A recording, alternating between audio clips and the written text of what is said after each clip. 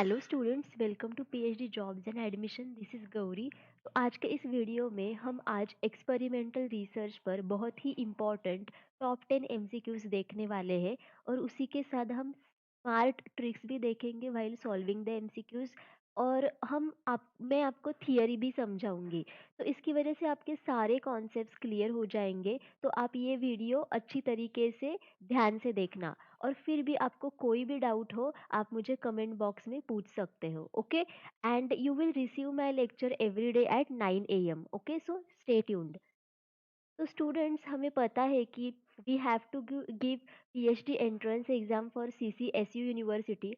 पर इसकी अभी तक कोई भी डेट रिलीज नहीं हुई है। जैसे ही होगी मैं आपको वीडियो के जरिए बताऊंगी। तो इस एग्ज़ाम के टोटल मार्क्स होते हैं 100 marks. And it has two section, section A and section B. Section A is for research methodology और उसके लिए 50 मार्क्स है and each question carries 1 mark. And there is also .25 negative marking. तो because of all these things हम आपको research methodology पर complete course provide करते हैं। और इस कोर्स में हमने ये सारे यूनिट्स कवर कर रखे हैं जो कि रिसर्च मेथोडोलॉजी के सिलेबस में आते हैं। ओके, तो मैं आपको बता दूं कि हम आपको full syllabus video lectures provide करते हैं जिसमें दोनों भी आते हैं, यानी कि थियरी और एमसीक्यूज। इवन हम आपको फुल सिलेबस नोट्स और मॉक टेस्ट प्रोवाइड करते हैं। ऐसे हमारे पास 10 मॉक टेस्ट है and each mock test has 40 MCQs. तो इसी में ही आपके 400 एमसीक्यूज कवर होते हैं। इवन हम आपको 1500 प्लस एमसीक्यूज का रिवीजन पीडीएफ देते हैं जिसकी वजह से आप इतने सारे एमसीक्यूज रिवीजन कर सको। और ये सारी चीज़ें हम आपको हिंदी और इंग्लिश ये दोनों भी लैंग्वेज में प्रोवाइड करते हैं। ओके, तो मैं आपको बता दूं कि हम आपको 100% गारंटी दिलवाते हैं कि इसकी वजह से आप पासिंग स्कोर तो पा ही लोगे। और तो और आपको इसकी वजह से इंटरव्यू क्रैक करने में भी बहुत मदद हो जाएगी। तो इसके लिए आपको ये कोर्स जल्द से जल्द परचेस करना है और उसको परचेस करने के लिए आप ग्लोबल ऑनलाइन ऐप डाउनलोड कर सकते हो जिसकी लिंक मैंने डिस्क्रिप्शन बॉक्स में दी है, या फिर इनमें से किसी भी नंबर पर आप व्हाट्सएप थ्रू कांटेक्ट कर सकते हो। तो आपको जल्द से जल्द ये कोर्स परचेस करना है ताकि आप ये एग्ज़ाम क्रैक कर सको। और मैं आपको बता दूँ इस कोर्स की फ़ी ओनली 699 रुपीज़ है। ओके? तो students, let us start with our today's first question. तो हमारा जो फर्स्ट क्वेश्चन है इसमें पूछा है कि hypothesis testing which results into either affirmation और disaffirmation is the explicit concern in which methods of research. तो यहाँ पे पूछा है कि इनमें से कौन से रिसर्च मेथड्स ऐसे हैं जिसमें हाइपोथेसिस टेस्टिंग करने के बाद वो हाइपोथेसिस टेस्टिंग सही है या गलत है, मतलब वो हमें क्या रिजल्ट देता है, येस और नो। ये एक बहुत ही इम्पोर्टेंट कंसर्न है। ओके, तो हम देखते हैं कि पहला है डिस्क्रिप्टिव मेथड। अगर हम डिस्क्रिप्टिव मेथड की बात करें तो डिस्क्रिप्टिव मेथड में जो वेरिएबल्स होते हैं उनमें जो कॉजल रिलेशनशिप होते हैं उनके बारे में हम स्टडी नहीं करते। इसमें हम कुछ कॉन्सेप्ट को या फिर कुछ फेनोमेनन्स को अच्छी तरीके से डिस्क्राइब करते हैं। ओके, दूसरा है एक्सपेरिमेंटल मेथड। एक्सपेरिमेंटल मेथड एक ऐसा मेथड है जिसमें हम हाइपोथेसिस को टेस्ट करते हैं by using the controlled environment. यानी कि हम हाइपोथेसिस टेस्टिंग करने के लिए हम एक्सपेरिमेंट करते हैं। ओके, तो इसमें हमें ये बहुत ज़रूरी होता है कि हमारा हाइपोथेसिस का जो टेस्ट है उसका जो रिजल्ट है वो येस और नो है या नहीं। ओके, तीसरा है x post facto method. X post facto method का मीनिंग ये है कि कोई भी फैक्ट हो जाए उस फैक्ट पे आधारित हम लोग रिसर्च करते हैं। ओके, तो इसमें हम जो भी ग्रुप्स बनाते हैं उन ग्रुप्स में कोई कॉमन कैरेक्टरिस्टिक्स होते हैं एंड हम चेक करते हैं कि whether these common characteristics are dependent on some variable और नॉट। एंड इसकी वजह से हम जो भी हाइपोथेसिस टेस्टिंग करते हैं तो उसके रिजल्ट्स का आने का बहुत इंतज़ार किया जाता है इस रिसर्च मेथड में। या फिर वो यस है या नो है, उसके रिजल्ट्स क्या है, it is very important in this type of research method. Next है हिस्टोरिकल मेथड। हिस्टोरिकल मेथड में हम लोग जो पास्ट पर्सन्स होते हैं या फिर जो पास्ट सिचुएशंस होते हैं उनके बारे में हम अच्छी तरीके से स्टडी करते हैं। And last one is exegetical method. तो इसमें हम बहुत ही क्रिटिकल तरीके से कोई भी कॉन्सेप्ट का स्टडी करते हैं। Okay, so it is the critical method of studying the various theories और concepts in the research. Okay, तो after explaining all these types of method, आप ही मुझे बताओ कि इनमें से कौन से रिसर्च मेथड में हाइपोथेसिस टेस्टिंग करना और उसके बाद उसके रिजल्ट्स जानना बहुत ही इम्पोर्टेंट बात है।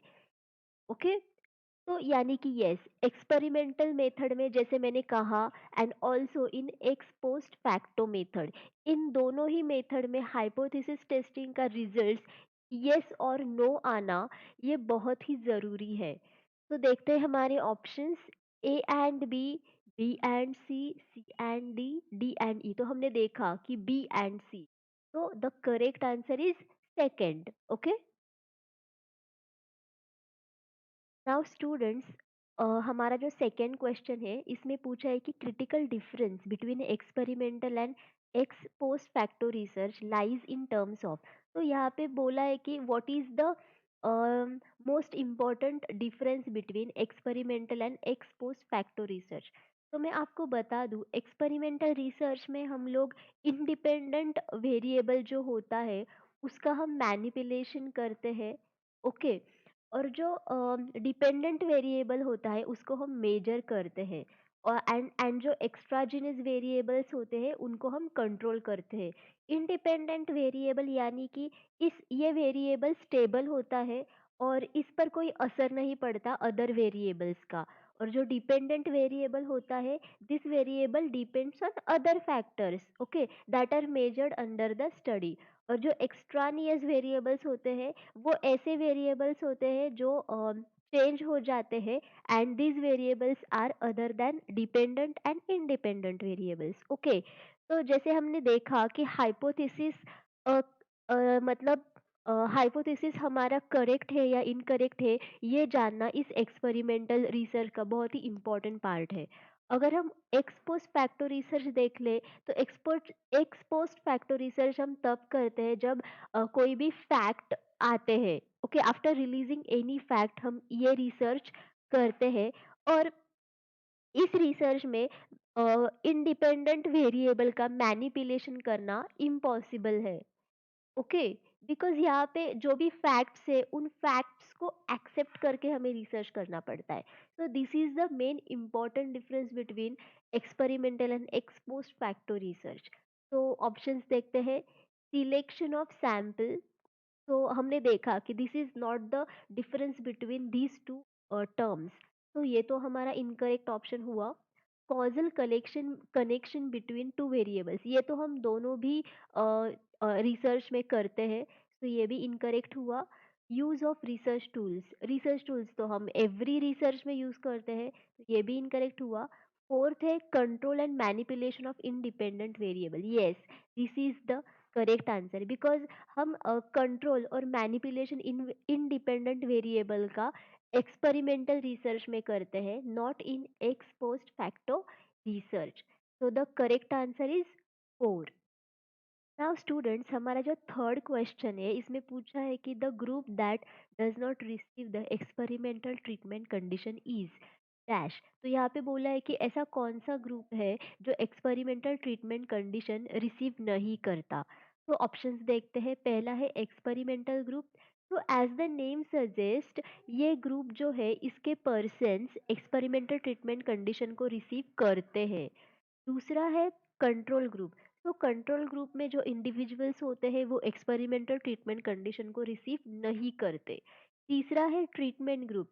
तो ट्रीटमेंट ग्रुप में क्या होता है, जो इंडिविजुअल्स होते हैं उनको एक ट्रीटमेंट दी जाती है, उनको ट्रीट किया जाता है।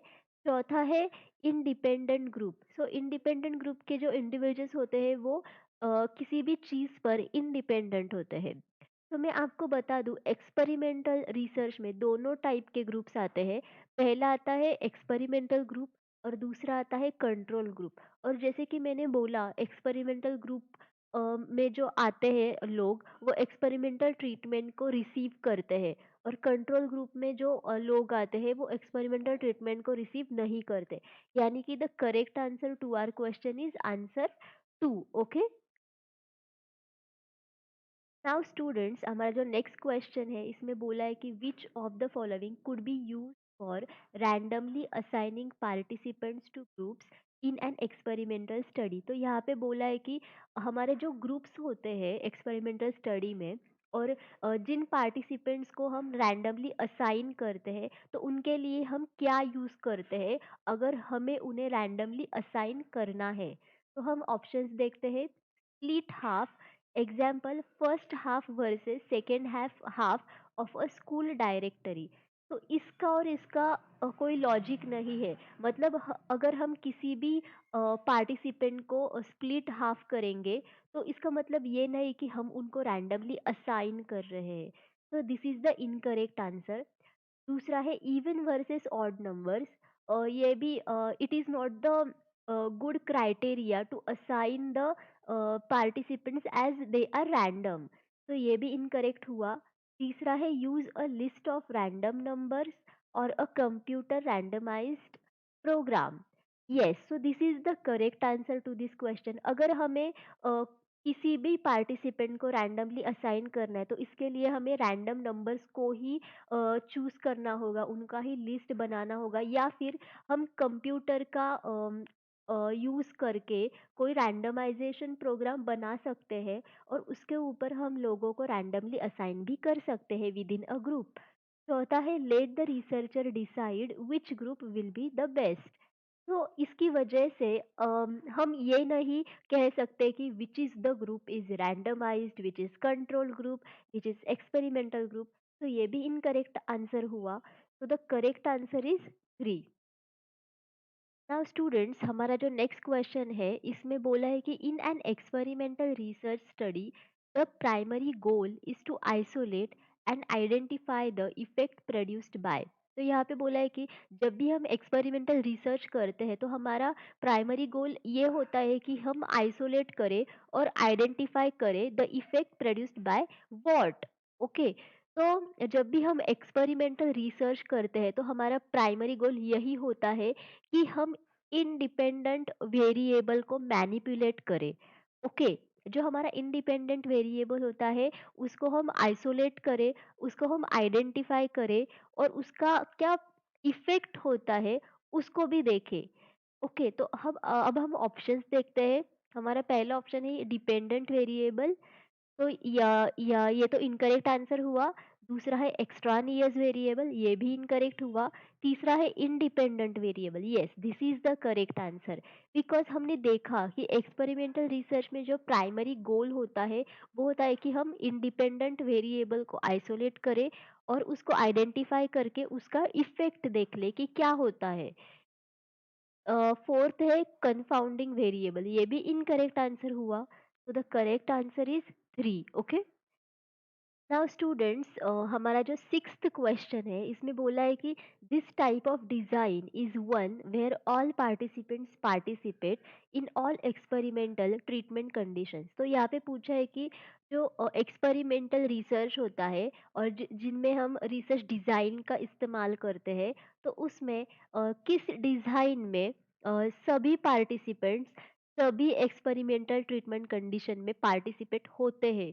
तो अगर हम एक्सपेरिमेंटल रिसर्च की बात करें तो उनमें बहुत सारे रिसर्च डिज़ाइंस आते हैं। For example true experimental research design. Okay. तो इसमें हम लोग क्या करते हैं, हम लोग जो स्टैटिस्टिकल एनालिसिस होता है तो इसकी वजह से हम लोग उसको बिलीव करके इसका ये देखते हैं कि what is the are hypothesis results, मतलब वो करेक्ट है या फिर इनकरेक्ट है। ओके। तो इसमें हम लोग causal and effect relationship between two variables देखते हैं। और जैसे कि यहाँ पे नेम है ट्रू, तो yes this is the one of the true experimental research design. दूसरा आता है pre experimental research design. Okay, so this is not true experimental design. तो इसमें जो एक्सपेरिमेंट के पहले जो भी हम कुछ करते हैं वो सारी चीजें इसमें आती है। और नेक्स्ट है क्वासी एक्सपेरिमेंटल रिसर्च डिजाइन। तो एज द नेम सजेस्ट, यहाँ पे इंडिपेंडेंट वेरिएबल को मैनिपुलेट किया जाता है, बट जो पार्टिसिपेंट्स होते हैं ग्रुप में उनको रैंडमली असाइन नहीं करते हम, किसमें, quasi. Okay, so there are many other research designs, for example repeated measures design, जिसमें हम लोग repeated experiment करते हैं ताकि हम independent variable को repeatedly measure कर सके। Okay, तो इस टाइप ऑफ रिसर्च डिजाइन में सभी पार्टिसिपेंट्स को पार्टिसिपेट होना पड़ता है in all the experimental treatment condition, because हमें रिपीटेडली वेरिएबल को मेजर करना है। ओके, सो अब हम ऑप्शंस देखते हैं। पहला है फैक्टोरियल डिजाइन, दूसरा है रिपीटेड मेजर्स डिजाइन, तीसरा है रेप्लिकेटेड डिजाइन एंड फोर्थ है pre test post test control group design. जैसा हमने देखा कि जब भी कोई पार्टिसिपेंट्स और मोस्ट ऑल द पार्टिसिपेंट्स जब एक्सपेरिमेंटल ट्रीटमेंट कंडीशन में, ऑल एक्सपेरिमेंटल ट्रीटमेंट कंडीशन में पार्टिसिपेट होते हैं, तो उस टाइप ऑफ डिजाइन को हम बोलते हैं repeated measures design. So the correct answer to this question is second. Okay, now students, हमारा जो सेवन क्वेश्चन है इसमें बोला है कि द एफ टेस्ट। तो यहाँ पे एफ टेस्ट की डेफिनेशन बोलिए या फिर एफ टेस्ट क्या होता है। ओके, तो अगर हम एक्सपेरिमेंटल रिसर्च की बात करते हैं तो एक्सपेरिमेंटल रिसर्च में हमें पता है कि हम हाइपोथेसिस का टेस्टिंग करते हैं। तो इन टेस्टिंग में थ्री टेस्ट आते हैं। पहला आता है जेड टेस्ट, दूसरा आता है कि टी टेस्ट एंड जो तीसरा आता है वो आता है एफ टेस्ट। ओके, तो यहाँ पे इन्होंने एफ टेस्ट के बारे में पूछा है। तो एफ टेस्ट जो होता है, this F test mostly concerns with statistical test. Okay, तो इनमें स्टैटिस्टिकल टेस्ट को बहुत ज़्यादा इम्पोर्टेंस दिया जाता है। और इस टेस्ट में जो स्टैटिस्टिक होता है, it has F distribution under null hypothesis. यानी कि ये टेस्ट दोनों भी टेल में हो सकता है, यानी कि one tailed as well as two tailed, and it depends mainly on the hypothesis of the test. Okay, तो अब हम ऑप्शंस देखते हैं। Is essentially a two tailed test, ये तो हमारा इनकरेक्ट ऑप्शन हुआ, बिकॉज एफ टेस्ट दोनों भी हो सकता है, वन टेल्ड टेस्ट और टू टेल्ड टेस्ट। दूसरा है is essentially a one tailed test, ये भी इनकरेक्ट हुआ, because it is both the type of two tailed and one tailed test. तीसरा है it can be one tailed as well as two tailed depending on the hypothesis. Yes, this is the correct answer to our question. Okay, fourth है it can never be one tailed test. तो no, this is also incorrect, ये one tailed भी है और two tailed भी है, and it depends on the hypothesis of the test. so the correct answer to this question is 3। Okay students, now हमारा जो next question है इसमें बोला है कि the process not needed in experimental research. तो इनमें से कौन से ऑप्शन ऐसा है which is not the process and it is not needed in the experimental research. Okay, तो हमें पता है कि जब भी हम एक्सपेरिमेंटल रिसर्च करते हैं तो इसमें इम्पॉर्टेंट चीज़ ये होती है कि किसी भी हाइपोथेसिस को टेस्ट करने के लिए हमें एक्सपेरिमेंट की ज़रूरत होती है। और इसमें जब भी हम हाइपोथेसिस को टेस्ट करते हैं तो हमारे रिजल्ट्स ट्रू है या फिर वो फॉल्स है, ये जानना it is the most important fact of this research. तो अब हम ऑप्शंस देखते हैं। पहला है कंट्रोलिंग। यस, एक्सपेरिमेंटल रिसर्च में हम वेरिएबल्स को कंट्रोल करते हैं, मतलब जो कुछ भी हो जाए, इंडिपेंडेंट वेरिएबल, डिपेंडेंट वेरिएबल या फिर एक्स्ट्राजीनियस वेरिएबल, उनको कंट्रोल करना it is the most important criteria in the experimental research. तो ये तो इनकरेक्ट आंसर हुआ। दूसरा है ऑब्जर्वेशन। यस, एक्सपेरिमेंटल रिसर्च में बहुत इंपॉर्टेंट बात ये होती है कि किसी भी चीज़ को ऑब्जर्व करना, बिकॉज हमारे पास तो कोई थियरी नहीं होती। तो जो भी हम कुछ देखते हैं उसी के आधार पर हम लोग हाइपोथेसिस को टेस्ट करते हैं। ओके, तो ये तो इनकरेक्ट हुआ। तीसरा है रेफरेंस कलेक्शन। ओके, सो एक्सपेरिमेंटल रिसर्च में हम मोस्टली एक्सपेरिमेंट करते हैं, तो हमारे पास रेफरेंस हो या ना हो इसका हमें कोई मतलब नहीं है। So yes, this is the correct answer to our question, because reference को collect करना, it is not the process which is needed for experimental research. Fourth is manipulation and replication. Yes, experimental research में independent variable को manipulate करना और उस पर क्या असर होता है वो देखना is the most important criteria. Okay, so this is also incorrect answer. So the correct answer to our question is reference collection. तो नाउ स्टूडेंट्स, जो नाइन्थ क्वेश्चन है इसमें बोला है कि manipulation is always a part of. तो manipulation करना ये किस टाइप ऑफ रिसर्च का मोस्ट इम्पॉर्टेंट पार्ट है. तो अभी हमने देखा कि ये जो मैनिपुलेशन ऑफ इंडिपेंडेंट वेरिएबल का करना is the most important part of what research. आप ही बता मुझे. Yes, obviously, it is the most important part of experimental research, because हम आज के टॉपिक में एक्सपेरिमेंटल रिसर्च के बारे में सारे कॉन्सेप्ट्स देखते हैं. तो जब भी हम एक्सपेरिमेंटल रिसर्च की बात करते हैं तो उसमें हम इंडिपेंडेंट वेरिएबल को मैनिपुलेट करते हैं और उस पर क्या अफेक्ट होता है वो देखते हैं, और उसी के बाद हम हाइपोथेसिस का रिजल्ट देखते हैं. ओके, तो ऑप्शंस देखते हैं. Historical research. Yes, historical research में हम ऐसा कुछ नहीं करते, बिकॉज मोस्टली हम इसमें जो पास्ट पीपल होते हैं या फिर पास्ट सिचुएशन होते हैं इसके बारे में हम स्टडी करते हैं. तो ये इनकरेक्ट हुआ. सेकेंड इज फंडामेंटल रिसर्च यानी कि बेसिक रिसर्च. तो इसमें तो हम बहुत ही जो बेसिक फेनोमेनल्स होते हैं उसके बारे में स्टडी करते हैं. तो ये इनकरेक्ट हुआ. तीसरा है डिस्क्रिप्टिव रिसर्च, यानी कि इसमें हम लोग जो फेनोमेनन है उसका डिस्क्रिप्शन देते हैं इन द रिसर्च. तो ये इनकरेक्ट हुआ. फोर्थ इज एक्सपेरिमेंटल रिसर्च जो हमने अभी देखा. तो yes, this is the correct answer to our question, because experimental research में हम इंडिपेंडेंट वेरिएबल को मैनिपुलेट करते हैं. तो the correct answer is four. Now, the last question of our today's video is that the process not needed in experimental researches. तो इनमें से कौन सा प्रोसेस ऐसा है जो एक्सपेरिमेंटल रिसर्च में हम यूज नहीं करते, इट इज नॉट नीडेड. तो फर्स्ट इज ऑब्जर्वेशन. हमने पिछले क्वेश्चन में देखा था कि observation is the important process whenever we are doing experimental research. तो ये तो इनकरेक्ट आंसर हुआ. मैनिपुलेशन, मैनिपुलेशन ये तो बहुत ही इम्पोर्टेंट है. उसके उसके आधार पर ही हम हाइपोथेसिस का टेस्टिंग करते हैं. तो ये तो इनकरेक्ट हुआ. तीसरा है कंट्रोलिंग. यस, हम कंट्रोल करते हैं हमारे वेरिएबल्स को इन द एक्सपेरिमेंटल रिसर्च. तो ये भी इनकरेक्ट हुआ. And the last is content analysis. Yes, किसी भी कंटेंट का एनालिसिस करना it is not the process involve in experimental research, because a, हम इसमें हाइपोथेसिस को टेस्ट करते हैं और उसी के बाद हमारे जो टेस्टिंग का रिजल्ट आता है उस पर आधारित हम लोग हमारा रिजल्ट देते हैं. तो इसमें कोई किसी भी चीज का एनालिसिस करना इज नॉट द प्रोसेस. इसमें ये प्रोसेस आती ही नहीं है. So the correct answer to our question is content analysis. Okay. Yes, so students, thank you for watching my today's video. अगर आपको कोई भी डाउट हो तो प्लीज़ आप मुझे कमेंट बॉक्स में पूछ सकते हो. And stay tune for my next video lecture at 9 AM every day.